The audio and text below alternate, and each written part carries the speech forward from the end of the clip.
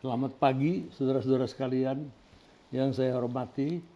Kita memulai lagi pertemuan kali ini untuk mata kuliah bisnis internasional ya, dengan topik kita melihat bahwa banyak sekali ya, masalah-masalah harus kita atasi.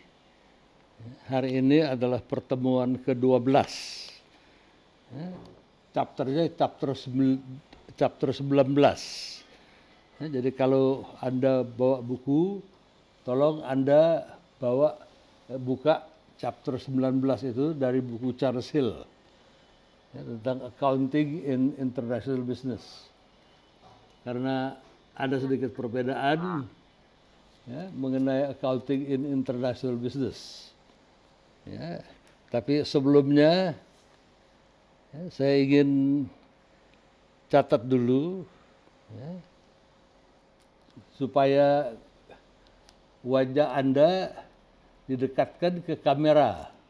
Vivian Patricia, Calvin, Vivi Angelia, Elizabeth Vincilito, Albert, Vanessa, Iveni, dan sebagainya ya, karena persyaratan dari Puskom Untar yang bisa hadir duduk di dalam kelas ini adalah mahasiswa. Jadi saya pengen lihat wajah masing-masing. Yang kelihatan baru Jonathan Reinhardt saja. Vivian belum, mana Vivian? Vivian Francisca harus kelihatan mukanya.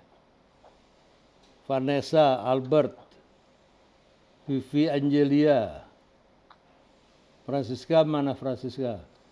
Saya hanya akan mulai kalau sudah kelihatan wajah masing-masing.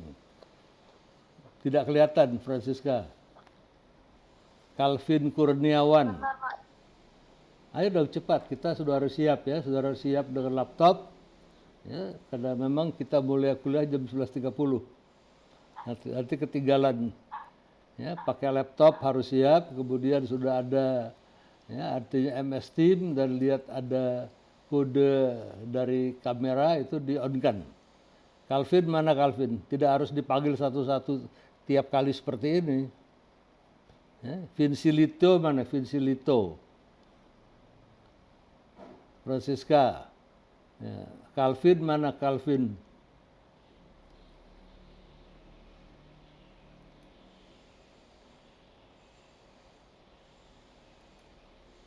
Ya, Calvin mana Calvin? Ayo dong, kalau tidak nanti saya langsung coret, saya anggap absen ya. Calvin Kurniawan, Calvin Kristianto, ya, Vincilitio. Calvin Kurniawan tidak ada, belum kelihatan wajahnya. Yang kelihatan baru Francisca, Jonathan Reinhardt. Jonathan juga sekarang hilang lagi. Ayo, nanti kalau buang waktu saya coret-coretin aja, langsung menjadi absen semua. Iveni, Jonathan belum. Calvin Kurniawan, Calvin Kristianto, Vanessa. Ya, kalau nggak ada nggak apa-apa, saya tinggal coret absen aja, selesai. Ya, jadi buat apa saya panjang lebar, siapa yang wajahnya nggak kelihatan dianggap tidak hadir. Gampang saja buat saya. Ya, Calvin Kristianto ada hadir? Nggak ada. Ya mana mukanya kelihatan. Jangan hadir-hadir mukanya belum kelihatan, belum ada. Kalau pakai laptop langsung kelihatan. Seperti saya pakai laptop ini. Ya. Vivi mana Vivi Angelia? Kok susah betul sih? Saya udah nyalain kamera Pak nih. Ya mana? Kalau udah nyalain pasti kelihatan. Karena di situ ada lampunya, ada kameranya. Saya udah nyalain Pak. Iya, nah ini baru kelihatan Vivi. Ya, Calvin mana Kristianto? Kalau sudah dihidupkan, di-on-kan, jangan di-off-kan lagi Francisca. Calvin Kurniawan, Albert mana Albert? Saya udah mau segera mulai. Jadi kalau tidak saya coret absen selesai dah. Vanessa ada? Ada Pak, kelihatan nggak? Nggak kelihatan. Pakai apa sih ini? Pakai HP apa pakai handphone? Apa pakai laptop? Laptop Kalau laptop langsung dah ini kelihatan. Nah, ini Vanessa kelihatan. Ya, Iveni mana Iveni? Calvin juga agak kelihatan, nggak ada Calvin. Kenapa? Calvin Kurniawan tidak kelihatan. Vivi Angelia kelihatan, Calvin Kristianto tidak ada. Vinci Lito tidak ada. Nanti buang waktu kita ini. Vinci Lito mana? Ya? Vinci Lito mana? Vinci Lito. Nah, Albert sudah kelihatan. Ya, Vinci Lito sudah kelihatan. Ya, harus tepat waktu. Kita ini waktunya singkat, coba 100 menit. Ya, jangan dipotong oleh ini itu nanti habis. Ya, oke, terima kasih. Selamat pagi saudara-saudara yang saya hormati. Ini saya pengen tanya, ada namanya Kavel Edsel apa tidak? Hadir apa tidak? Kavel Edsel, mahasiswa bisnis internasional kelas BX. Kavel Edsel. Nggak ada. Nggak ada ya, ketua kelas harus dicatat. Kavel Edsel itu menyerahkan kepada saya UTS-nya. Sudah saya periksa. Kemudian ketika saya proses masuk ke lintar dosen untuk input nilai, nama Kavel Edsel itu tidak ada. Ya, di lintar dosen untuk input nilai. Semua ada. Yang sudah masukkan ke saya, semua ada. Ya, kelas bisnis internasional semua sudah ada, kecuali namanya Kavel Edsel itu. Lah terus ditanyakan, kenapa nggak ada Kavel Edsel? Ya, Saudara Yonatan Reinhardt catat, ya, sebagai ketua kelas, Kavel Edsel itu cuti akademik. Ya, jadi dia minta cuti 1 semester. Jelas cuti akademik? Jelas Yonatan? Iya. Nah, karena dia minta cuti akademik, ya, dalam status cuti, dia tidak berhak mendapatkan layanan apapun dari FEB Untar. Jadi hasil UTS dia dibatalkan. Ya, jadi dia tidak bisa. Nanti kalau dia masuk lagi, ya, tentu ya, dia harus daftar ulang untuk semester yang akan datang. Untuk semester ini Kavel Edsel itu tidak bisa UTS, tidak bisa UAS. Ya, karena dia dalam status cuti akademik. Jadi hasil ujian dia dapat angka, udah saya umumkan juga, tapi mau tidak mau itu harus dibatalkan. Ya, nah kemudian itu yang pertama. Yang kedua, saya sudah chatting di dalam chat saya itu, ya, ada alamat kantor saya.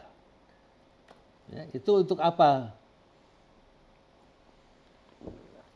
Itu untuk UAS, ujian akhir semester. Ujian akhir semester ini soalnya sudah saya ajukan ke jurusan lewat Ibu Ida Puspita untuk disetujui oleh pimpinan jurusan manajemen, Pak Franky. Kalau sudah disetujui, langsung saya bagikan, saya email kepada Yonatan Reinhardt. Ya, dari Yonatan Reinhardt nanti ya, setelah terima email saya harus meng-email kepada teman-temannya. Ya, jadi teman-temannya itu nanti kasih tahu alamat email kepada Pak Yonatan Reinhardt. Ya, dari segi manajemen, Ibu Ida Puspita juga akan masukkan ya, soal-soal ujian tadi ke lintar dosen. Jadi mahasiswa bisa mengakses juga lewat lintar. Tentunya lintar mahasiswa. Ya, tapi saya percepat, saya serahkan kepada Yonatan Reinhardt. Nanti Yonatan Reinhardt langsung bagikan kepada teman-temannya. Kenapa begitu? Karena walaupun ujian ya, akhir semester itu dijadwalkan ya, tanggal 14 sampai dengan tanggal 23 bulan Desember, saya ulangi jadwalnya itu tanggal 14 sampai dengan tanggal 23 Desember, kita tidak perlu terpaku kepada tanggal-tanggal real time seperti itu, karena sifatnya adalah take home. Ya, Anda bisa siapkan di rumah. Jadi Anda tinggal buka buku, Anda tinggal buka catatan perkuliahan saya, Anda tinggal jawab. Karena semuanya ada di buku, ya, artinya Charles Hill, tinggal buka buku Charles Hill saja, nggak usah capek, tinggal lihat-lihat saja di mana yang cocok, kemudian lihat catatan perkuliahan saya. Ya, jadi timetable-nya seperti ini. Timetable-nya tolong dicatat. Ya, Vanessa punya catatan, Albert tolong catat ya, Vivi Angelia pennya di tangan, Jonathan juga ikut catat. Ya. Jadi ya saya kasih tanggal ya, semuanya mencatat. Calvin, Francisca juga catat ya, terutama Jonathan sebagai ketua kelas. Semua UAS itu bersifat hard copy. Saya ulangin, hard copy. Jadi tidak bisa dikirim lewat email lagi. Tidak bisa di-scan. Kenapa tidak bisa? Waktu UTS itu gagal. Karena banyak sekali kertasnya, ya, karena di-scan begitu rupa, jadi pada hitam. Ya, saya tidak mau terima scan lagi, tidak mau terima print out lagi, melainkan harus hard copy yang ori, yang asli. Oleh mahasiswa dimanapun dia tinggal, di dalam Jakarta atau di luar Jakarta, tolong dicatat ya semuanya. Hari Kamis tanggal 17 ya, bulan Desember ya, itu sudah harus ada ya, di kantor saya. Jadi saya ulangin, tanggal 17 hari Kamis tanggal 17 Desember sebelum jam 4 sore harus sudah ada di alamat kantor saya yang saya tulis ya, di chatting. Ya, jadi itu sudah dikirim oleh Jonathan.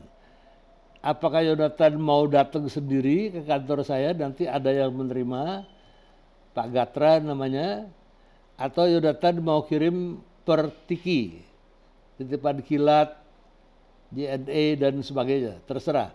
Pokoknya sampai 17 Desember hari Kamis sudah sampai di kantor saya di MGK itu, Mega Glodok Kebayoran. Ya. Ini yang harus saudara perhatikan dan harus saudara catat. Jadi saya ulangin, hard copy bukan scanning. Scanning, print out tidak saya terima. Jangan lupa nanti. Kalau ada scanning, kalau ada print out, saya tolak ya. Jadi jangan salah. Ya. Jadi sekarang kapan dong ya, hard copy itu sampai di tangan Jonathan Reinhardt? Ya.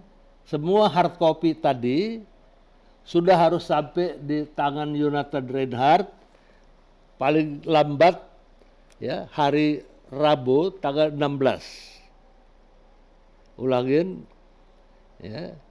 Paling lambat dia berada di tangan Jonathan Reinhardt adalah pada hari Kamis tanggal 16. Ya, hari Rabu tanggal 16 Desember. Itu sudah masuk ke alamat Jonathan Reinhardt. Jadi Jonathan Reinhardt mesti memberitahu di mana alamatnya kepada teman-teman sekelasnya.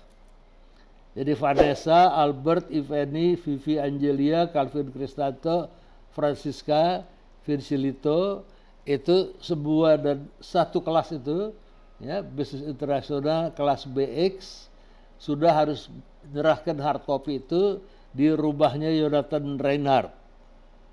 Ya, jadi pada tanggal 16 Desember hari Rabu. Kenapa? Karena pada hari Kamisnya, keesokan harinya, Jonathan Reinhardt sebelum jam 4 sore ya, harus sudah menerima, sudah harus mengirim. Ya, jadi itu harus kita perhatikan. Ada pertanyaan? Silakan kalau ada. Saya kasih waktu 2 menit, silakan. Boleh bertanya. Pak, Ya. kalau misalkan kita di daerah, Siapa ini? Namanya siapa ini? Nggak kelihatan dia ngomong siapa? Yang ngomong siapa? Pak. Ya?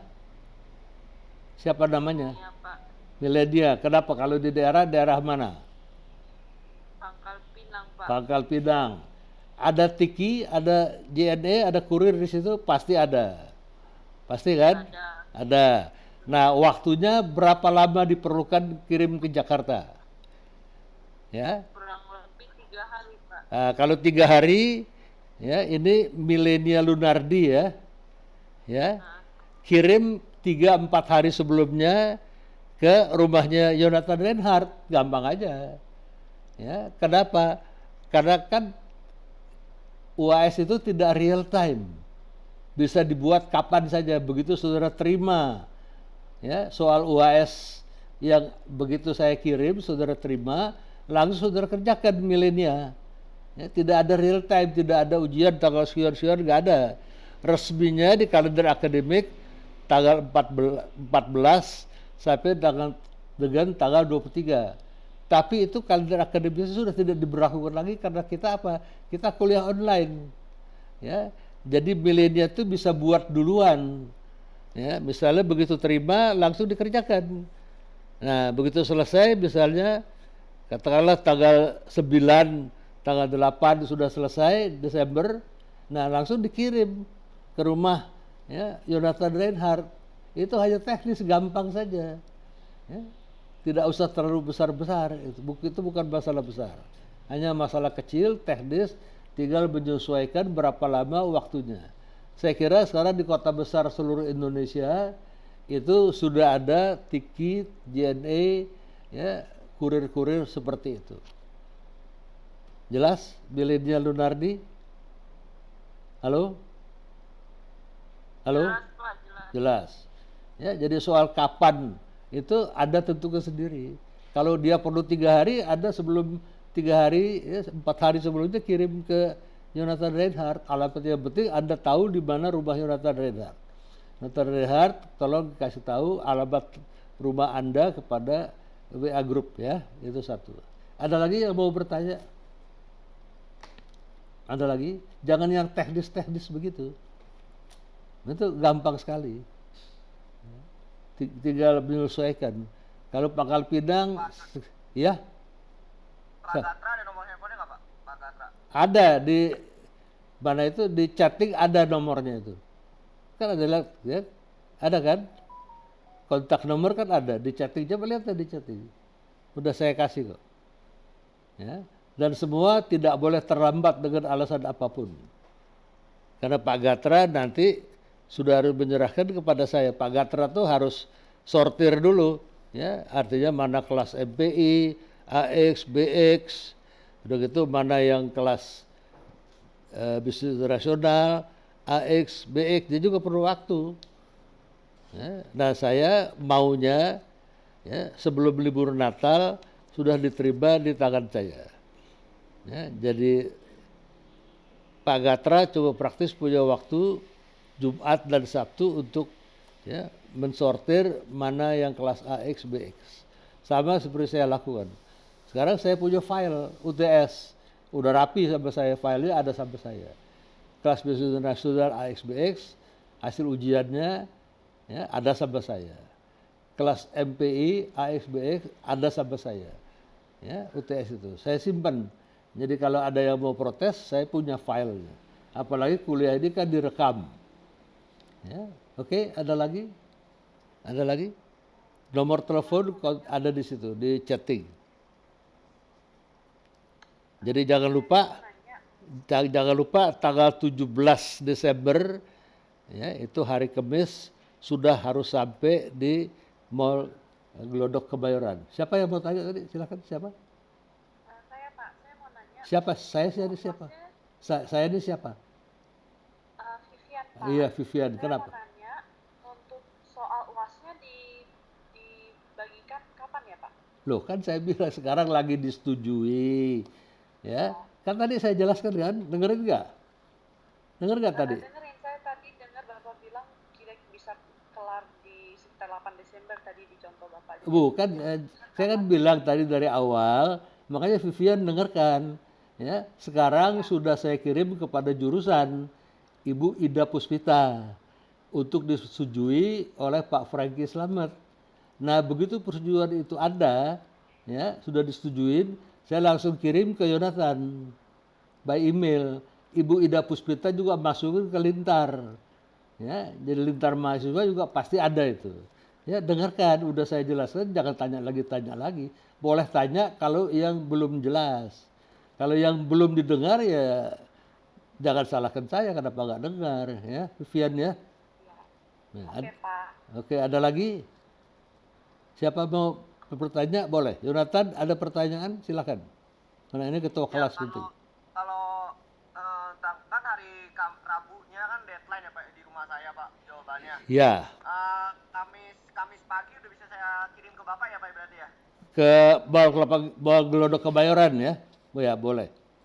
Ya. Jam berapa? Jam 10-an ya kali ya Pak ya? Ya terserah. Pokoknya antara jam 9 sampai jam 4 sore. 4 sore mereka tutup. Ya. Ya.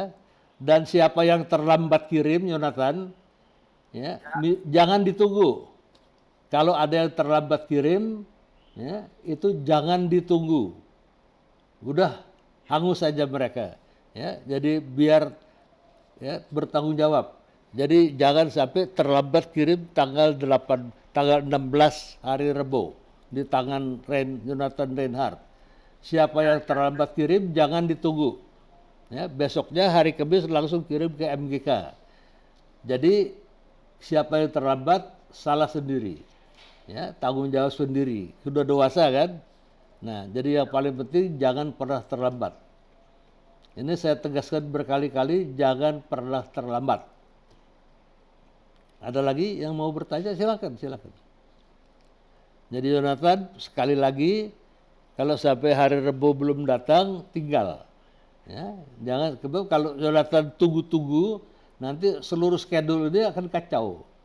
Nanti pada akhirnya saya juga mesti koreksi lagi, ya sudah selesai, saya mesti masukin lagi di Lintar ya, dosen nilainya itu. Jadi masing-masing orang punya schedule sendiri. Jangan sampai mahasiswa artinya terlambat sehingga schedule saya menjadi kacau. Itu tidak baik gitu, ya. Jadi jangan berperilaku yang buruk seperti itu. Tahu ada kewajiban, tahu harus menjelaskan tanggal 16 hari Rebo, jadi itu harus dipenuhi. Itulah mahasiswa. Ya. Jangan terlambat. Kalau terlambat artinya hangus, ujiannya tidak diperiksa, selesai. Ya. Mau lari kemanapun sudah salah sendiri itu. Ya. Makanya harus tanggung jawab. Jelas Yonatan ya? Yonatan? Ya. Pak, jelas, Pak. Jadi jangan sungkan-sungkan, kalau terlambat tinggalin aja. Ada lagi yang mau bertanya sebelum kita masuk ke materi? Silakan, saya tunggu aja. Ada lagi? Vivi Angelia?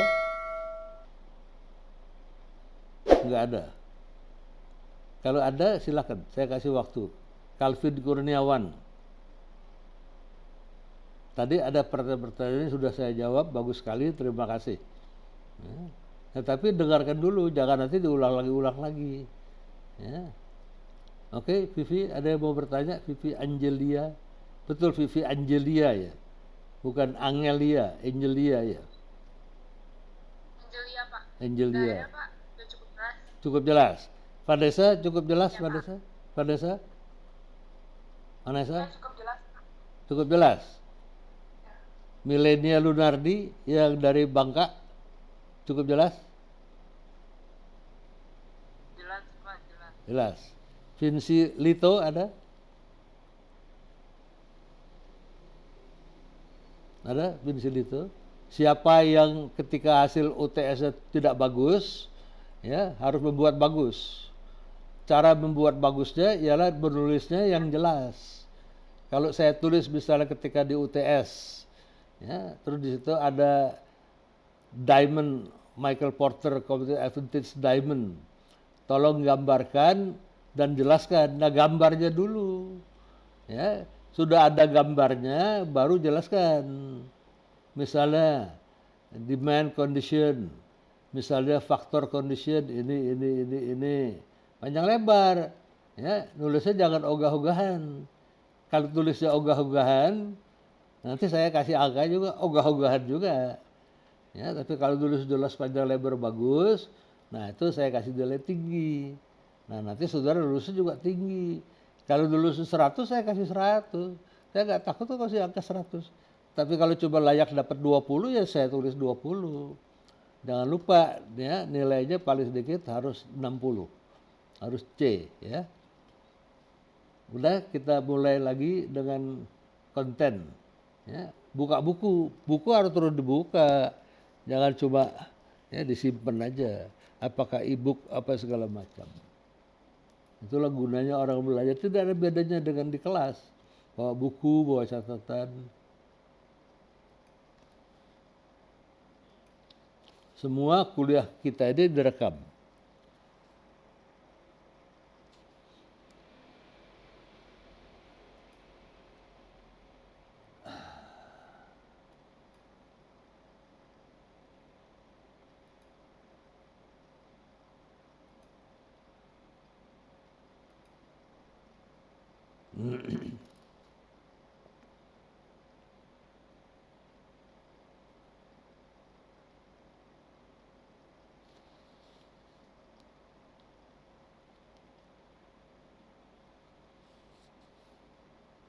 Ya, sekarang sudah ada di layar monitor saudara-saudara chapter 19 dari bukunya Charles Hills, ya.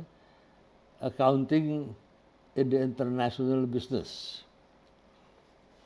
Kita tahu bahwa mata kuliah akuntansi ya, itu merupakan pilar-pilar dari international business. Pilar dari international business pertama-tama tentu pemasaran internasional. Jadi walaupun saudara juga mengambil mata kuliah manajemen pasar internasional, ya, yang bukunya adalah Johansson, ya, itu khusus mendalam mengenai ya, mata kuliah manajemen pasar internasional. Tetapi dalam international business, saudara juga mendapatkan sedikit ya mengenai pemasaran internasional, produk, price dan sebagainya, itu udah kita bahas. Ya, itu pilar pertama. Pilar kedua adalah international financing, ya, keuangan internasional. Makanya kita membahas juga di pertemuan yang kemarin itu mengenai ya, nilai tukar, exchange rate. Nah, itu adalah ya, bagian dari international business, yaitu manajemen keuangan internasional. Ya, international borrower capital dan sebagainya, ya, artinya pasar modal internasional, itu kita bahas. Terus pilar berikutnya adalah human resources minggu lalu. Ya, human resources tidak terlalu penting ya, untuk orang Indonesia karena praktis dari Indonesia belum ada organisasi bisnis internasional di luar negeri. Makanya saya hanya keluar dengan beberapa ya, artinya contoh-contoh saja. Misalnya di bidang kebudayaan ya, sering terjadi konflik-konflik ya, dan kalau kita menggunakan tenaga expatriate itu pernah konflik seperti di Batam ya, di galangan kapal yang milik orang dari Kuwait atau dari Qatar, itu mungkin Qatar ya. Mereka menggunakan supervisor orang India ya. Orang India juga suka maki-maki orang Indonesia, buruh Indonesia. Lambat laun ya, situasinya mencekam, meledak ya. Karena si orang India supervisor itu sering mengatakan stupid, bodoh, stupid. Orang Indonesia tidak terima dikatakan stupid, bodoh terus-menerus. Pada saat mereka berontak, ya, dikejar-kejar, supervisor itu dipukuli habis-habisan, rame-rame, supervisor lain juga. Bukan cuma itu, pabrik juga diobrak-abrik, ya, kaca-kaca jendela dipecahkan, mobil-mobil yang ada di pabrik juga hancur. Ya, akhirnya pemilik galangan kapal dari Qatar itu nggak mau lagi berbisnis. Ya, ini terjadi karena terjadi konflik of cultural conflict. Orang India tuh biasanya di training dulu, Pak. Ya, kamu orang India, kalau orang Indonesia tuh jangan diperlakukan semena-mena gitu. Kalau mereka bersalah, tegur aja. Jangan ditambah-tambahin dengan stupid, stupid, stupid. Ya, itu tidak dilakukan. Kalau expatriate datang ke Indonesia, juga biasanya expatriate sibuk di kantor. Ya, dari dia datang jam 7:30 sampai dia pulang jam 7 sore, jam 8 malam. Ini, istrinya tidak demikian. Istrinya punya pembantu 2, 3 terserah. Ya, terus kalau udah selesai masak, nyerika segala macam, jadi istri expatriate itu ya artinya punya waktu luang. Kalau di negaranya dia bisa telepon saudaranya, temennya, ngobrol lewat telepon. Kalau di sini, kalau dia di Jakarta, dia telepon terlalu mahal. Jadi dia diam saja, lambat laun bosen. Bosen ini mengganggu suaminya. Karena biasanya setelah dia bosen, dengan dumel, marah-marah, nah, terus suaminya menampung semuanya itu. Ya, suaminya menjadi tidak kerasan karena di rumah menjadi cekcok terus sama istrinya. Nah, biasanya suaminya terus minta pulang kembali ke tempat asal mereka. Berarti si suami fail, gagal. Ya, sekarang juga ada usaha kalau mengirim ekspatriat seperti itu, istrinya juga di training dulu. Nah sekarang memang lebih gampang karena ada mall. Ya, istri-istri expatriate sebelum COVID itu bisa pergi ke mall, atau mereka punya asosiasi namanya Women's International Club, ya, klub wanita internasional dari segala bangsa, Jepang, Amerika, Inggris, India segala masuk ke situ. Nah, nanti mereka datang apakah main bridge, ya, main kartu iseng-iseng, atau ada kursus rangkaian bunga segala macam, ya terserah asal mengisi waktu supaya jangan di rumah itu jangan terlalu, ya, artinya sumpah, dan jangan nanti suaminya menjadi korban, ya, ngomelin istri dulu, ya, suami nanti minta pulang. Itu adalah bagian dari, ya, human resources, ya, international human resources. Yang kita tahu ada accounting sekarang yang kita masuki. Nah ini termasuk penutup, ya, dari kuliah international business kita. Itu accounting in international business. Kita lihat apa saja, ya, karena biasanya sistem accounting itu tidak sama di seluruh dunia. Ada macam-macam sistem accounting, ya, macam-macam sistem. Nah ini kita lihat apa yang disebut dengan accounting.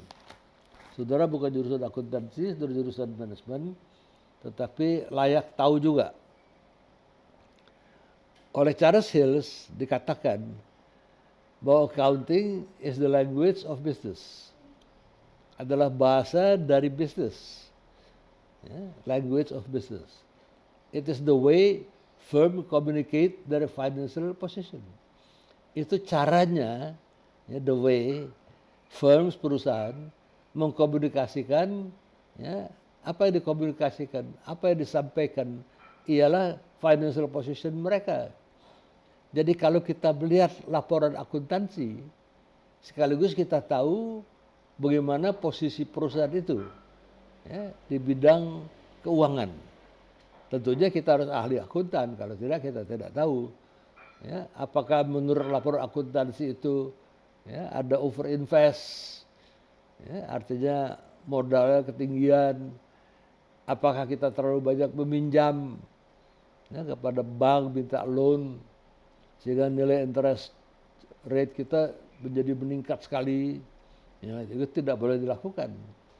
Ya, apakah persediaan barang kita, ya, raw material kita berlebihan di gudang, ya, apakah kemudian persediaan barang jadi kita berlimpah-limpah karena nggak bisa jual, apakah kita banyak sekali overdue account, ya, artinya yang kita harus tagih, ya, yang payable account kita, ya, yang kita harus terima receivable account kita, receivable account kita itu lebih dari 30 hari, ya, karena tukang tagih kita, kolektor kita kerjanya kurang bagus. Dari situ kelihatan, ya. Dari mana kelihatannya?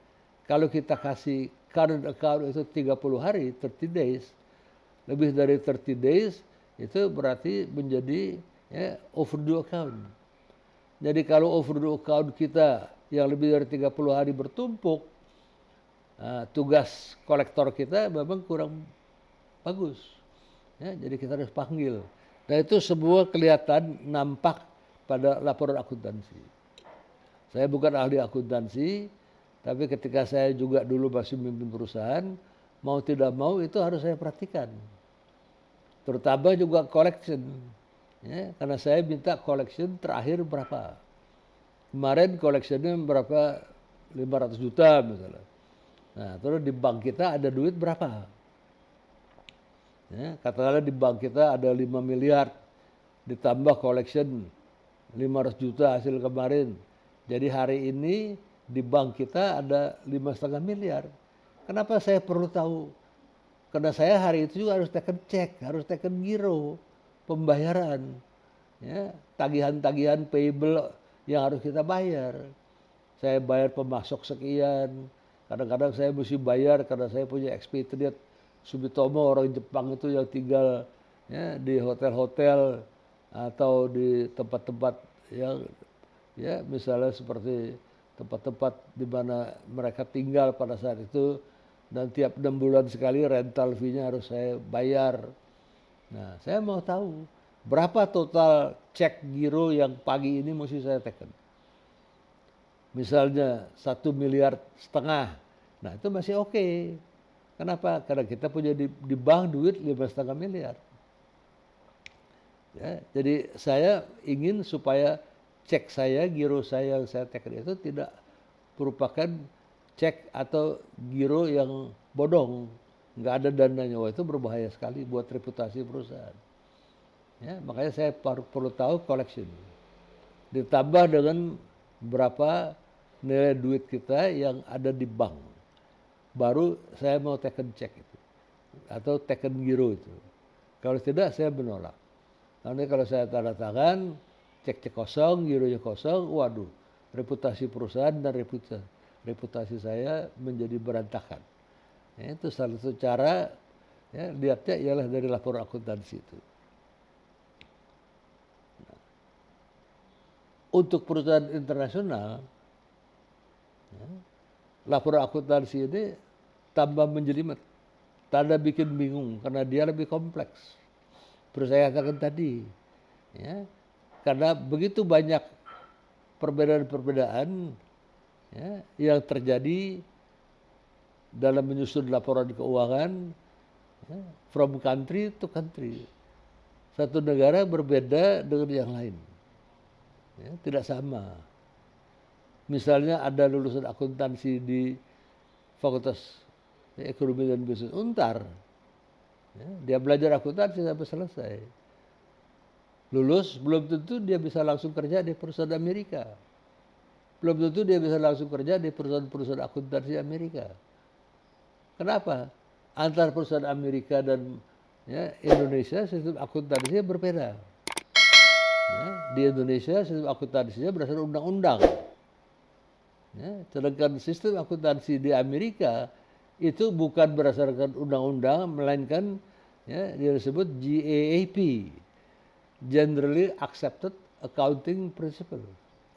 Jadi prinsip-prinsip accounting ya, yang sudah disetujui ya, secara umum untuk diterima. Jadi hanya prinsip-prinsip akuntansi yang diterima secara umum selama puluhan, selama ratusan tahun. Tetapi saya punya catatan, walaupun itu hanya prinsip-prinsip saja, generally accepted, tetapi orang Amerika lebih patuh dibandingkan orang Indonesia. Di perusahaan Indonesia, ya, pembukuan di suatu perusahaan, terutama perusahaan-perusahaan yang belum go public, ya, seringkali bukunya double, ada yang triple, karena satu buku untuk ya, perpajakan, nanti ada buku lain untuk perbankan, ya, nanti ada buku ketiga untuk owner. Nah, yang paling benar ya untuk owner. Kalau untuk perbankan, ya, mungkin dirubah-rubah angkanya agar supaya ya, ketika dibaca oleh pihak pajak ya, terus diklaim wah untungnya kecil. Karena untungnya kecil, ya, diminta supaya pajaknya juga kecil. Nah itu untuk laporan kantor pajak. Sebaliknya untuk laporan kepada perbankan, kalau mau minta kredit, tentu disebutkan bahwa untungnya besar. Ya, karena untungnya besar, ya, perusahaan itu layak mendapat kredit dari perbankan. Ya, jadi ada 3 buku paling sedikit. Di zaman Belanda ini tidak bisa dilakukan. Ya, kenapa tidak bisa dilakukan? Karena perbankan punya mekanisme tersendiri. Itu mereka hanya mau melihat, ya, artinya laporan keuangan bagi klien-klien mereka yang mau minta loan, ya, hanya dari laporan keuangan yang sudah dicap dan disetujui oleh dinas pajak. Jadi nggak bisa berkelit. Laporkan dulu, ya, ke laporan keuangan kepada perpajakan. Nah, perpajakan terima, dia periksa, dia cap, ya, tanda tangan, dia udah periksa itu. Nah, itu yang boleh dibawa ke perbankan. Supaya perbankan juga lihat bahwa laporan ini sudah disetujui oleh jabatan pajak, dinas pajak. Hingga tidak ada kemungkinan, ya, artinya di dinas pajak dikecil-kecilkan, ya, terus di perbankan dibesar-besarkan, tidak mungkin terjadi. Sayang peraturan itu tidak dilakukan sekarang. Ya, jadi kita lihat. Nah, jadi dari satu country ke country terjadi perbedaan. Amerika menggunakan US, ya, GAAP, Indonesia undang-undang akuntansi. Jadi ini juga seringkali bikin difficult. Jadi kalau lulusan misalnya akuntansi FEB Untar mau kerja di perusahaan Amerika, dia mesti ikuti lagi training mengenai US GAAP tadi. Kalau enggak dia nggak ngerti sama sekali. Ya, terus kalau dia mau kerja di EY, Pricewaterhouse, dia mesti ikuti lagi program-program pelatihan untuk mengikuti USGAP, tidak bisa serta-merta langsung. Ya, memang ada usaha-usaha yang namanya International Accounting Standard Board, ya, IASB ini, International Accounting Standard Board, ada upaya-upaya, ya, supaya ada satu kesatuan. Ya, jadi di seluruh dunia sistem accounting dan auditing standar across country. Ya, ini ada upaya-upaya dia, bukan berarti tidak ada. Tapi upaya-upaya itu belum selesai, ya, masih gagal. Kenapa? Terjadi perbedaan. Ya, Amerika, Jepang saja berbeda. Jepang itu nanti kalau seorang pensiun, ya, setelah dia kerja misalnya 35 tahun di Sumitomo, dia pensiun pada saat usia 65 lebih ke atas, udah tua. Nah, nanti dia mendapatkan yang disebut golden handshake. Ya, dia mendapatkan semacam pesangon. Nah, pesangon itu luar biasa besarnya. Bergantung dari masa kerja, ya, bergantung juga dari posisi dia. Gaji terakhir dia berapa. Nah, golden handshake itu, ya, kalau manajer media, ya, nah, bisa dapat kira-kira dalam rupiah, ya, 6 miliar rupiah. Besar itu. Nah, terus apa yang dia lakukan? Pertama-tama dia pergi ke bank hipotek tempat dia dapat kredit. Karena semua orang Jepang itu rumah, apartemen itu kredit. Apartemen lah, bukannya rumah. Kalau rumah terlalu mahal sekali. Nah, kredit itu, ya, dia bayar seumur hidup. Tetap tidak cukup. Sampai ketika dia golden handshake, dia dapat uang 6 miliar, dia datang ke bank. Misalnya masih ada tunggakan 4 miliar, nah dia bayar dari, ya, golden handshake yang 6 miliar itu. Ya, dia bayar lunas. Baru setelah lunas dia memiliki apartemen itu. Ini yang terjadi. Jadi Jepang, ya, untuk setiap karyawan yang pensiun mesti menyediakan dana cukup. Dan dana untuk golden handshake itu di Jepang bebas pajak. Ya, tidak terkena tax. Kenapa begitu? Ya, karena memang sudah menjadi kebiasaan. Nah, USGAP tidak punya mekanisme seperti itu. Jadi sekarang kalau mau disatukan, ya, dalam standar board accounting internasional, ribut melulu. Nah, Amerika seperti mana biasa bersikukuh, berkeras, hanya mau ACC, ya, mau setuju, sekiranya mengikuti, ya, artinya USGAP tadi. Nah, Jepang tentu keberatan, nggak mau. Nah, ini sudah 30-an tahun lebih tidak pernah menyatu. Ya, jadi ini problem, bukan tidak pernah dicoba supaya menjadi satu. Ternyata tidak bisa. Dan saya tekankan di sini buat saudara-saudara sekalian, kalau kita bicara suatu organisasi internasional, ya, jarang sekali, ya, terjadi bisa diputuskan tanpa penyertaan Amerika Serikat. Ya, seperti dulu kita tahu ada World Trade Organization, WTO. Ya, itu baru terlaksana setelah tahun 1946 ditunda. Karena pada 1946 ketika diterbitkan, ya, keputusan bersama, ya, di Amerika, ya, di situ ada kesepakatan bersama, ya, di satu resort di Amerika. Nah, itu negara-negara pemenang perang, ya, artinya memutuskan untuk, ya, membuat 3 organisasi internasional. Satu yang namanya World Bank, International Bank for Reconstruction and Development, IBRD, disingkatnya World Bank. Itu berhasil untuk apa? Kumpulkan dana untuk membangun Eropa yang sudah hancur karena Perang Dunia Kedua. Keputusan kedua, ya, mereka akan membentuk IMF, International Monetary Fund. Ya, berhasil. Ya, IMF dibentuk, tujuannya untuk menata ulang sistem mata uang internasional. Yang ketiga adalah ITO, International Trade Organization. Nah, tetapi pada ITO ini terdapat keberatan-keberatan dari Kongres Amerika. Ya, karena ada rumusan-rumusan ITO yang Kongres tidak mau ikuti. Kongres minta Amerika dikecualikan. Karena Amerika sudah lebih dulu hadir sebelum ITO ini dibentuk. Jadi mereka minta klausul-klausul yang Amerika setuju, ya, tapi tidak diperbolehkan oleh ITO ini, supaya Amerika dibiarkan menggunakan yang lama. Ya, klausul itu disebut grandfather's clock klausul. Kenapa? Karena Amerika sudah lebih dulu hadir, baru ITO muncul belakangan. Jadi Kongres Amerika nggak mau prinsip-prinsip ITO itu dikenakan kepada, ya, perusahaan-perusahaan Amerika. Nah, tentu yang lain tidak setuju. Tidak ada grandfather's clock walaupun untuk Amerika Serikat. Jadi bentrok terus. Nah, karena Amerika nggak setuju, akhirnya gagallah membentukkan ITO tahun 1990 itu. Ya, di satu tempat yang ada Bretton Woods.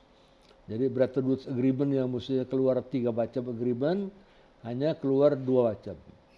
Jadi yang ketiga terakhir itu, ITO tidak jadi diputuskan oleh Bretton Woods Agreement tadi, oleh 46 negara kira-kira.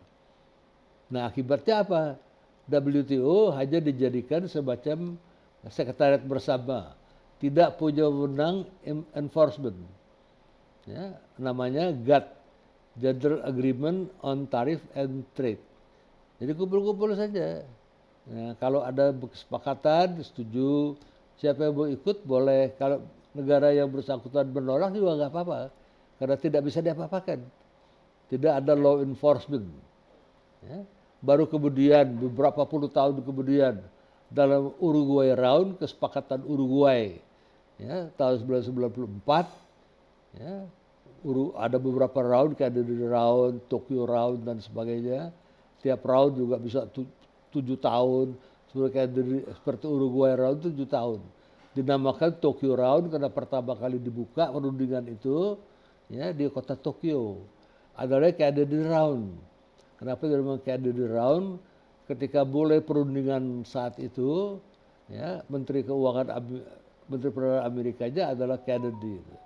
Nah, Uruguay Round dinamakan Uruguay Round karena ketika sidang pertama dilakukan itu dilakukan di Uruguay.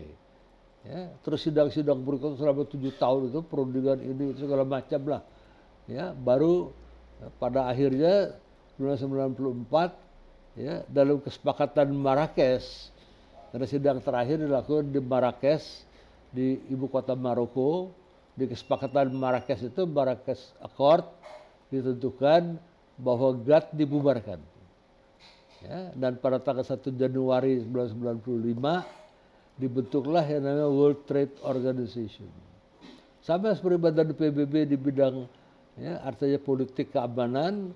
Nah, World Trade Organization juga merupakan ya, badan dunia ya, di bidang perdagangan yang punya wewenang. Artinya apa? Bisa mengadili sengketa ya, antara sesama anggota. Kalau ada pelanggaran-pelanggaran terhadap prinsip-prinsip, ya, artinya untuk suatu negara prinsip itu berlaku untuk semua negara. Tidak boleh ada diskriminasi. Jadi kalau ada negara yang berhasil diskriminasi, majukan komplain ke WTO, WTO terus juga periksa. Nah kemudian ada 2 jenjang yaitu senior official meeting dan senior ministerial meeting. Seperti Trump. Trump kira-kira sebulan yang lalu diputuskan bersalah oleh WTO. Karena Trump menaikkan ya, artinya import duty dari ya, misalnya steel ya, dan aluminium dari Tiongkok sampai 30%. Ini tidak boleh, ini melanggar peraturan WTO. Karena peraturan WTO harus kalau bisa 0%, kalau nggak bisa 5% boleh, atau maksimal 10%. Itu terakhir, tidak boleh sampai 30%. Nah ketika Donald Trump mengenakan tarif, ya, artinya steel dan aluminium dari China 30%, China sebagai member dari WTO laporkan Amerika itu ke WTO. Akhirnya putus. Trump dikalahkan. Tapi karena Trump juga dalam posisi terdesak, dia belum sempat mengeluarkan reaksi apapun terhadap kekalahan. Ya, tapi itu tanda bahwa WTO itu memiliki wewenang untuk menghukum seseorang. Ya, jadi treatment for one means treatment for all. Tidak boleh terdiskriminasi. Kok cuma dari Tiongkok saja ya, aluminium steelnya dinaikkan sampai 30%, nggak boleh. Itu artinya unilateralisme. Ya, itu tidak diterima. Karena harus ya, multilateralisme. Harus di bawah naungan WTO. Itulah kenapa sistem accounting itu berbeda-beda. Dan siapa yang gunakan accounting itu? Sistem laporan keuangan itu perlu buat siapa? Ya, tentu resource user, pemegang saham. Mereka perlu lihat laporan keuangan. Kenapa demikian? Ya, karena mereka tahu bahwa ya, pada saat tutup buku mereka perlu tahu apakah perusahaan itu profitable atau tidak. Jadi pertama-tama user ini perlu tahu. Ya. Dan juga yang lain-lain ya, yang menggunakan itu. Terus resource provider. Apa itu resource provider? Misalnya perbankan. Ya, perbankan itu ya, memberikan resources, yaitu sumber daya, modal. Ya, sebagai modal, selain equity kan modal juga bisa diperoleh lewat loan. Nah, bank memberikan resource berupa loan. Karena dia punya duit di perusahaan itu, dia punya modal, ya, dia expect supaya dilaporkan dari bulan ke bulan perkembangan kesehatan keuangan. Sebab dia menghendaki bunga dibayar ya, tepat waktu. Kemudian dia menghendaki juga perbankan itu supaya pada akhirnya loan dia dikembalikan. Nah, terus juga siapa yang perlu lagi? Pemerintah. Ya, pihak ketiga itu pemerintah. Pemerintah perlu tahu berapa profit dari perusahaan yang bersangkutan. Karena dari profit itu nanti pemerintah akan kenakan pajak. Jadi makanya pemerintah dinas pajak mendapat laporan. Nah, dinas pajak dapat laporannya juga yang benar. Tidak bisa yang asal-asalan dikurang-kurangin profitnya, itu tidak baik kalau seperti itu. Ya, jadi ada 3 pihak yang menggunakan laporan-laporan keuangan itu. Kalau ada pertanyaan, silakan. Ya, saya kasih waktu 2 menit.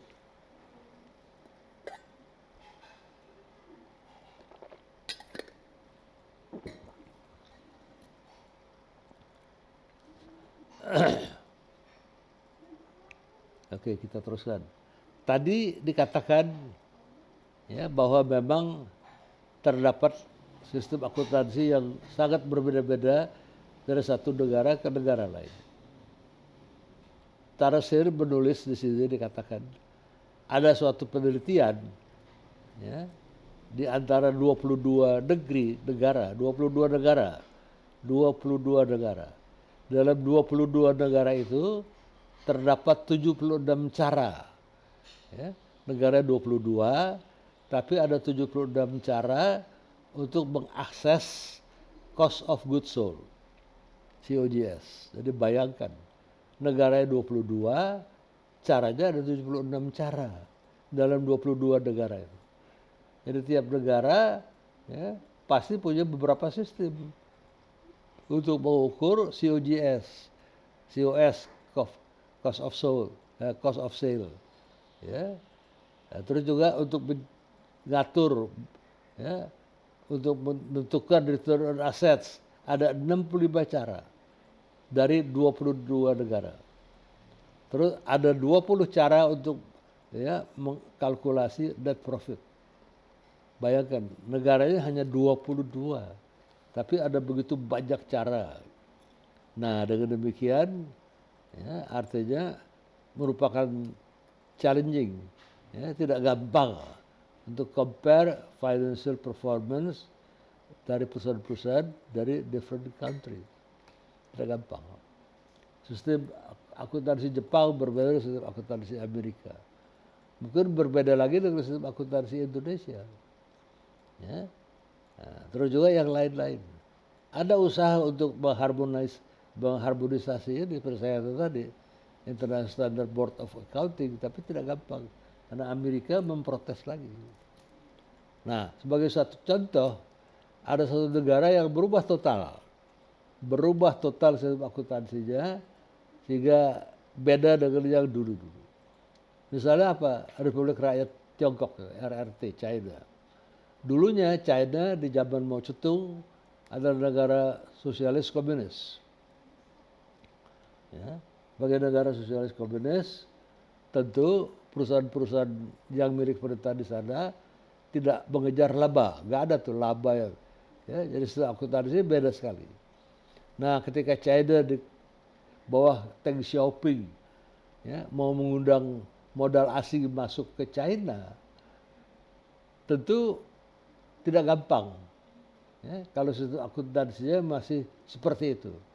Nah, sistem akuntansi negara-negara maju, Amerika, Eropa, Jepang, ya, Australia dan lain-lain yang mau masuk ke China, tentu salah satu tujuannya mengejar profit, ya, keuntungan. Nah, di sistem akuntansi China profitnya tidak kelihatan. Jadi akhirnya apa? Nggak mau mereka masuk. Kecuali sistem akuntansi China diubah mengikuti standar akuntansi dunia modern, artinya dunia kapitalis. Ya, karena pada saat orang invest di suatu negara yang berlaku sistem kapitalisme. Ya, setelah itu dirubah, diteliti dengan baik, disetujui, terus ada ahli-ahli internasional juga yang disuruh ya, mempelajari sistem akuntansi ini. Sebelum disahkan oleh pemerintah China, akhirnya mereka sepakat, setuju ini. Nah, kalau setuju diteken. Nah, baru sistem akuntansi China itu dirubah total sehingga modal asing mau masuk. Ya. Kalau tidak, mereka tidak mau. Karena mereka mengejar keuntungan. Ya, profit seeking enterprises. Kalau China dulu BUMN tidak. Ya, profit itu tabu. Ya, dengan demikian terjadi perubahan dahsyat yang akhirnya baru menguntungkan. Nah, kenapa perbedaan-perbedaan timbul ya, dari satu negara ke negara lain? Apa yang menentukan National Accounting Standard?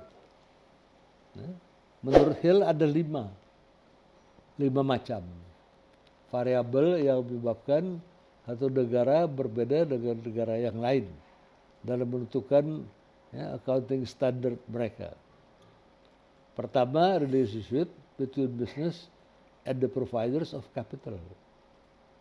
Hubungan antara bisnis dan siapa yang memberikan modal. Itu menentukan. Ya, misalnya providers of capitalnya adalah orang asing, ya, Amerika, Eropa, Jepang.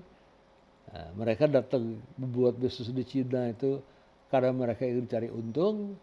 Ya tentu harus kelihatan di sistem accounting mereka itu harus kelihatan berapa besar keuntungan profit yang mereka bisa terima. Ya. Kemudian political and economic ties with other country. Apakah terbuka apa tidak? Sekarang ya dengarkan ya, catat ya. Indonesia masuk ke dalam ya, suatu sistem trading block yang disebut RCEP. Saya ulangin, RCEP. Anda bisa baca di koran-koran. Apa itu RCEP? Regional Comprehensive Economic Partnership. Ya, tolong dicatat. Ini merupakan partnership yang begitu besar sekali. Ya, terdiri dari 10 negara ASEAN, 10-10-nya masuk, ditambah 6 negara lagi. Atau 4 atau 5 negara. Ya, antara 15-16 negara itu. Nah, trading block ini ya, adalah regional, artinya di wilayah Asia ini. Ya, makanya masuk Jepang, ya, ditambah dengan China, ya, kemudian masuk lagi Korea Selatan 3, ditambah lagi dengan Australia, dan kemudian New Zealand, saya kira 5 plus 10, 15. Ya. Dan besarnya trading block ini kira-kira sepertiga ya, GDP dunia. Nah, kalau sepertiga GDP dunia kurang lebih 26-27 triliun, besar itu. 26-27 triliun. Regional ya, Comprehensive Economic Partnership. Nah, di sini juga ada kesempatan. Kenapa kesempatan? Buat Indonesia juga ada. Karena pada saat itu adalah Xi Jinping dalam pidatonya mengundang, come on, mari datang. Karena kami mempertahankan prinsip keterbukaan. Ya, jadi mereka tidak berhubungan ekonomi tertutup lagi. Orang boleh datang, boleh invest, boleh berdagang di Tiongkok. Dan besar itu. Ya, Tiongkok itu satu market yang sekarang ini kira-kira 1,4 triliun ya, mahasiswa penduduknya. Ya, 1,4 miliar penduduknya. Itu satu jumlah yang besar. Sehingga menarik hati buat siapapun yang mau berdagang dengan Tiongkok itu. Jadi political dan economic ties with other countries ya, artinya terbuka sekali lewat RCEP. Level of inflation ini juga menentukan. Maka setiap negara akan mengarah kepada tingkat inflasi yang rendah. Rendah itu kira-kira 4%. Ya. Kenapa? Inflasi itu akan menghapus ya, aset kita. Kalau kita punya gaji misalnya kita 10 juta, ya, nanti inflasinya tinggi, lambat laun gaji kita tidak cukup lagi. Karena inflasi tinggi, inflasi menghapus nilai uang 10 juta kita itu. Jadi setiap negara menghendaki inflasi yang relatif rendah lah. Rendah dalam arti kira-kira 4%, 5%. Jangan terlalu tinggi. Ya, terus economic development, artinya GDP-nya plus berapa. Ya, kita lihat bahwa yang paling hebat GDP-nya selama ini adalah China. China sudah mencapai GDP kira-kira 13,5 triliun. Dengan merupakan kekuatan ekonomi terbesar kedua setelah Amerika. Amerika sekitar 18,5 sampai 19 triliun. Ya, yang kedua China dengan 13,5 triliun kurang lebih. Yang kelima Jepang. Yang ketiga Jepang. Jepang itu sekitar 5 triliun ya, GDP-nya. Di bawah Jepang adalah Jerman. Jerman sekitar 3,5 triliun. Nah, kemudian yang terakhir adalah culture in a country. Bagaimana budaya di satu perusahaan, di satu negara. Ya. Ini 5 hal yang determine national accounting standard. Ya, kita lihat di sini ada beberapa faktor-faktor. Nah, terus ya, artinya providers of capital influence accounting. Ya, 3 main external sources of capital. Misalnya individual investor, bank, dan government. Ya, individual investor itu orang yang invest sendiri-sendiri. Katakanlah Warren Buffett, ya, saving and loan. Ya. Nah, ini lain lagi. Ini tentu akan melihat keuntungan. Bank juga perlu tahu laporannya. Karena pemerintah perlu tahu karena akan menentukan pajak. Ya. Di sini kita lihat refleksi important provider of capital. Ya. Accounting system in the US and Great Britain oriented individual investor. Jadi kalau kita lihat, ya, kalau datangnya modal itu dari mana? Kalau kita berada di Amerika Serikat, kapitalisasi pasar modal itu luar biasa besar. Jadi kalau kita perlu fresh capital, kita perlu dana segar, biasanya kita datang ke pasar modal. Ya, kita jual saham baru. Ya, kita jual saham baru. Nah, kapitalisasi pasar besar sekali. Ada misalnya Warren Buffett itu.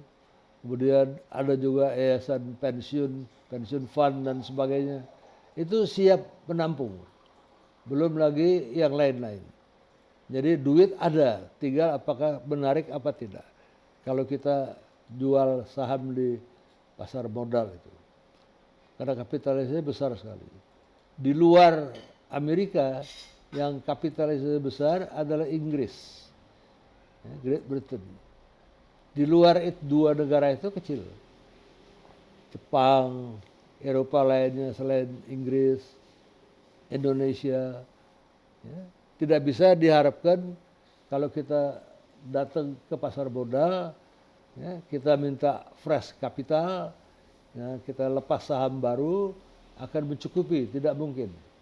Nah, terus dari mana kalau kita perlu fresh capital, tambahan modal? Ya, baik di Jepang, ya, di Jerman, di Italia, datangnya dari perbankan. Karena perbankan itu bisa bekerja sendiri, memberikan kapital, modal, atau kalau terlalu besar sekali mereka membentuk sindikasi. Ya, sindikasi gabungan dari beberapa bank. Nanti ada satu bank yang menjadi lead manager. Nah, dari situ karena bank menguasai, ya, artinya pasar uang yang terbesar di negara-negara ini. Ya, nah artinya apa? Sistem akuntansi Amerika, ya, mesti bisa menjamin para investor dapat untung. Jadi direksi-direksi perusahaan Amerika itu kerjaannya artinya menjaga supaya harga saham jangan anjlok. Kalau anjlok terus tidak ada perbaikan, mereka bisa dipecat oleh pemegang saham.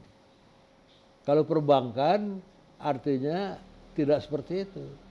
Ya, perbankan ingin melihat bank itu sehat, perusahaan itu sehat. Ya, government juga begitu. Jadi kalau government menjadi sumber modal, biasanya sifatnya menjadi BUMN atau BUMD.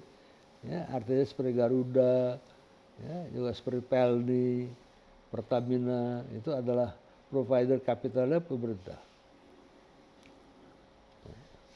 Ini kita lihat keterkaitannya. Ya. Kalau ada pertanyaan silakan. Jadi kalau di Amerika sumber modal terbesar adalah dari pasar modal. Karena kapitalisasi pasar modal sangat besar sekali. Kalau di Indonesia masih tetap perbankan. karena kapitalisasi pasar modal kecil. Ya. Kalau ada pertanyaan teruskan, silakan saya dengerin. Nah terus, ya, karena ada political dan economic ties influence accounting. Ya. US accounting system, US GAAP itu juga diberlakukan di Kanada dan di Meksiko, ya, karena dekat secara geografis. Ya. Nah di European Union sekarang ini sistem akuntansi mereka sudah mengarah kepada persatuan. Ya. Nah terus British system itu sudah juga sistem accounting Inggris ditiru dan digunakan oleh negara-negara lain. Singapura misalnya dulu di bawah, ya, penjajahan mereka. Nah, inflation influence accounting. Ya, currency unit used to report financial research is not losing its value due to inflation. Affect asset evaluation. Kalau inflation is high, aset itu undervalue. Jangan lupa itu. Ya, kenapa inflasi memakan value kita, termasuk harga gaji kita juga nilainya turun. Ya, nah kita lihat developed nation tend to have more sophisticated accounting system than developing country. Nah, itu biasa. Ya, karena negara-negara yang maju sudah duluan menggunakan sistem akuntansi. Developed nation accounting system yang mereka dapatkan dari colonial power, dan kemudian kalau kita lack of trained accountants, ya, dulu sekali ketika tahun 50-an, ya, kalau seorang laki itu mau gaji besar, saya masih ingat itu tahun 50-an, sekarang barangkali tidak lagi, itu dia harus studi akuntansi atau dia studi apoteker. Nah apoteker jarang. Jadi kalau dia bisa menjadi apoteker, dia lulus, dia bisa jadi apoteker dari 4 apotek, 5 apotek sekaligus. Gajinya besar. Ya, kalau dia sekolah akuntansi, dia lulus duluan. Ya, ini aneh nih. Tahun 50-an itu banyak kakak-kakak kelas saya yang lebih tua, ya, baru waktu itu kita bicara bukan semester tapi tingkat. Baru tingkat 2 di Fakultas Ekonomi, jurusan akuntansi, dia sudah akuntan. Karena dia sudah lulus. Ya, sistem akuntansi dulu ada bon A, bon B. Kalau bon A saja sudah bisa untuk kerja, cari makan. Bon B apalagi. Ya. Nah, terus dia bisa dapat lagi MBA. MBA itu jarang, bukan Master of Business Administration, bukan, tapi namanya modern bedrijfs administrasi perubahan modern. Saya kenal 1 orang dalam hidup saya yang lulusan, ya, MBA seperti itu, tapi sekarang sudah almarhum. Ya. Nah, mereka rata-rata tingkat 2, tingkat 3 sudah jadi akuntan, walaupun belum lulus sarjana ekonomi. Zaman tahun 50-an. Kenapa? Akuntan dulu itu bisa kursus bon A, bon B, terus saya sampai dia lulus sebagai akuntan. Kalau ditanya kenapa, kok udah belum lulus, udah jadi akuntan? Iya, siapa tahu sekolahnya mangkrak katanya, nggak lulus dari dokter ekonomi, tapi dia sudah jadi akuntan, dia bisa kerja sebagai akuntan di pabrik. Itu harapan mereka. Ya, jadi ketika itu menggunakan sistem kursus. Sekarang tidak mungkin terjadi lagi, karena orang harus lulus dulu sarjana ekonomi, ya, baru kalau mau dapat akreditasi akuntan itu harus ikut lagi PPAK, ya, Maksi atau CPA, ya, Certified Public Accountant. Jadi tidak gampang. Dulu lulus saja bisa jadi akuntan. Silakan kalau mau bertanya, ya, what are accounting and auditing standard? Nah, accounting standard adalah aturan-aturan untuk menyiapkan final statement. Ya, nah secara gampangnya auditing standard itu menspesify apa saja rule-nya. Dan auditor itu ada 2 macam. Auditor dalam, saudara lulus jurusan akuntansi, Untar, saudara kerja auditor, tapi internal auditor itu. Ya. Tapi kalau saudara menjadi external auditor, kerja di kantor akuntan, saudara mesti punya kualifikasi tadi, PPAK tadi. Ya, artinya sistem PPAK, kalau saudara lulus, saudara dapat ijazahnya, saudara pergi ke Departemen Keuangan, Kementerian Keuangan, daftar, saudara terakreditasi sebagai akuntan negara. Jadi kasih nomornya. Nah, saudara bisa mengaudit, external audit. Sudah kerja di kantor akuntan yang banyak sekali di tempat kita di Kota Ekonomi. Banyak dosen-dosen Pak Jonar, dia apa pada punya itu. Pak Hendang Tandus Jaya, Prof. Syukur Agus, mereka masing-masing punya kantor akuntan. Pak Jamal, ya, mereka harus terdaftar di Kementerian Keuangan lewat pendidikan profesi akuntansi PPAK.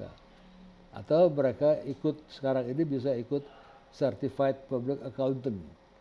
Lulus, mereka bisa ya, mendapatkan registrasi sebagai akuntan negara. Dan kalau CPA itu berlaku around the world. Ya, kalau lulusan PPAK belum tentu.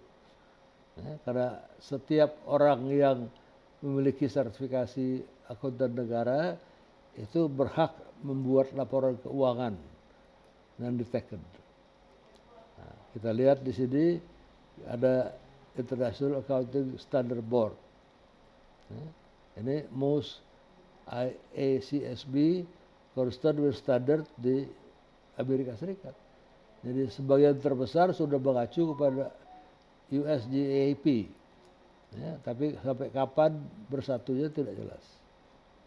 Ya, pada tahun 2001 saya 10 tahun yang lalu, ya, itu ada FASB United States, IASB elsewhere. Sekarang sudah tahun 2020, belum selesai juga. Ya, jadi jangan heran kalau ini terjadi terus-menerus. Nah, terus biasanya ada disebut consolidated financial statement. Contohnya perusahaan-perusahaan besar itu punya laporan keuangan terkonsolidasi. Misalnya Sumitomo, dia beroperasi di 80 negara 104 kota. Itu begitu banyak ya, menerbitkan laporan akuntansi sendiri-sendiri. Pada suatu saat di Tokyo harus dikonsolidasikan supaya kelihatan keseluruhan Sumitomo profitable apa tidak. Ya, sekarang ini karena pengaruh pandemi ternyata tidak begitu profitable keadaannya. Ya. Nah, itu adalah consolidated financial statement. Indonesia juga harus begitu, konglomerasi. Misalnya katakanlah BCA, dia punya bank BCA, dia punya rokok Jarum, ya, dia punya BCA Tower, dia punya Grand Indonesia GOI, dia punya yang lain-lain. Nah, mungkin dia punya consolidated financial statement kalau ada. Ya, nah, terus multinational corporation juga lihat currency translation. Ya, karena kayak Sumitomo, ya, dia beli mobil, katakanlah di Amerika atau di Jerman atau di Australia, kapan dan sebagainya. Nah, pada saat dia beli mobil itu, rate dolar dengan euro berapa? Rate dolar dengan Japanese yen, ya, dengan Australian berapa? Jadi seringkali itu ada yang disebut currency translation. Nilai akhirnya udah ditentukan bahwa nggak B. Udah. Nilai akhir. Udah Udah. ada satu yang hilang. Bukan nggak bisa lagi A, B, Oh. jadi ada C. Ya, jadi dilihat metodenya apa? The current rate method, the temporal method.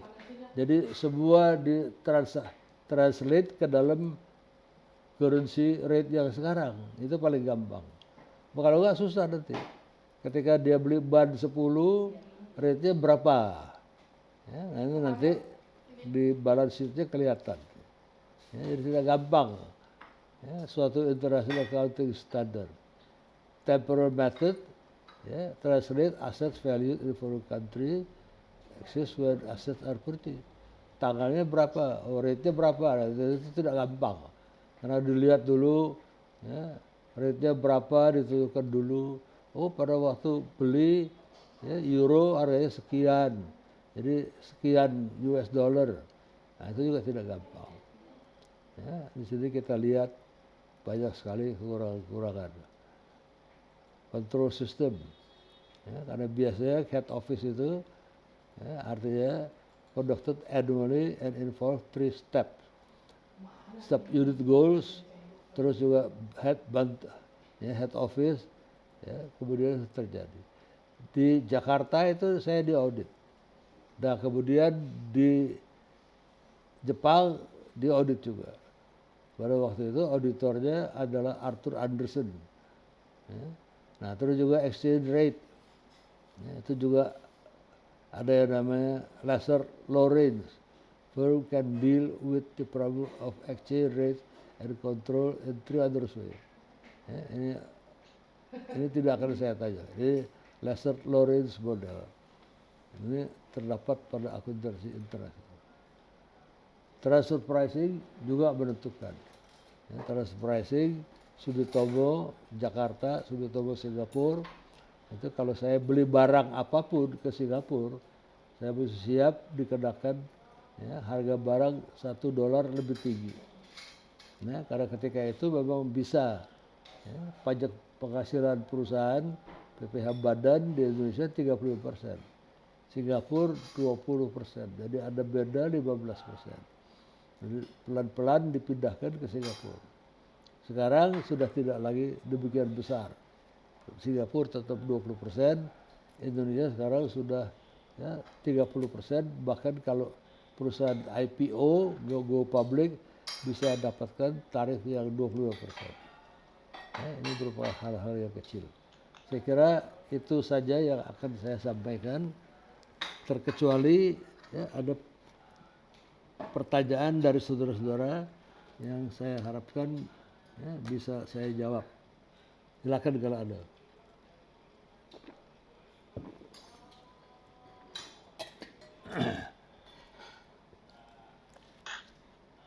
Kalau ada silakan.